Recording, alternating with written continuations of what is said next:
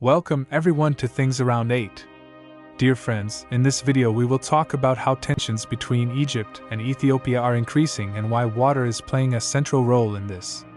And if you are not yet subscribed to the channel, subscribe now and activate the notification bells so you don't miss any news. Many of the largest and most terrible human conflicts have been motivated by the control of important natural resources. In the 20th century, European imperialism, with great European powers such as France, the United Kingdom, Belgium, Italy and Germany fighting for control over vast and rich African regions, was one of the many reasons for the outbreak of World War I in 1914. The thirst and greed for more resources was also one of the main reasons for the Japanese invasion of China in 1932, expanded in 1937 with a terrible and brutal large-scale invasion that only ended 8 years later. The Japanese expanded their war even further in 1941, attacking Pearl Harbor and a dozen other targets in the Pacific, in search of essential raw materials for their industry, especially oil. The search for control of vital natural resources was also one of the many reasons that led to the outbreak of World War II,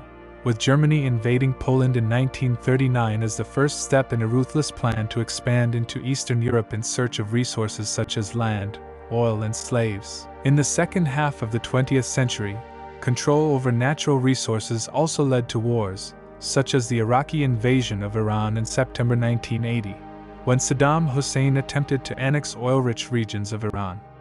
This began a terribly costly war that only ended almost 8 years later, and in 1990, with another Iraqi invasion, this time over Kuwait, with Saddam Hussein again attempting to gain control of rich and abundant oil reserves. But, in addition to oil, another natural resource that has generated and is generating more and more wars is water, a resource that is truly essential for life and that is becoming increasingly scarce in the world, with one of the regions most prone to this being the driest on the planet, the African continent. For very obvious reasons, any source of fresh water that is more abundant in that part of the world will always be the object of great dispute. This is precisely what is happening with the Nile River, one of the largest in the world, crossing 10 countries, all of which want to control, or at least have easier and priority access to, this vital source of fresh water.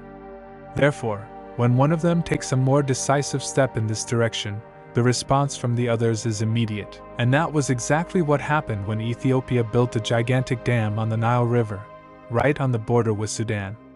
The Millennium Dam, as it became known, created a lake with a surface area of almost 1,900 square kilometers, larger than the lake generated by the Itepa hydroelectric plant, which is 1,350 square kilometers. This gigantic dam, built at such a high point on the course of the Nile River, generated harsh and heavy criticism from Egypt, which depends 90% on the Nile for irrigation and human and animal consumption, with the Egyptians claiming that the construction of such a large dam would dangerously reduce the river's flow. But despite strong protests from Egypt, the Ethiopians went ahead with the construction, inaugurating the dam in 2020.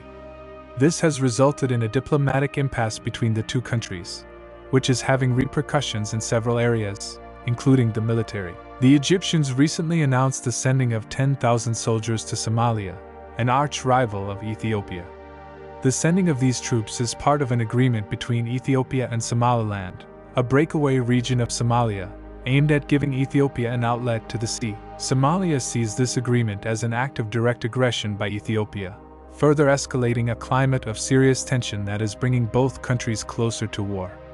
That is why Egypt, in its intention to hit Ethiopia as revenge for the construction of the dam, sent the aforementioned 10,000 soldiers to reinforce Somalia. This move, of course, was furiously criticized by Ethiopian Prime Minister Abiy Ahmed, who said that any foreign military presence in Somalia would be seen as an act of aggression.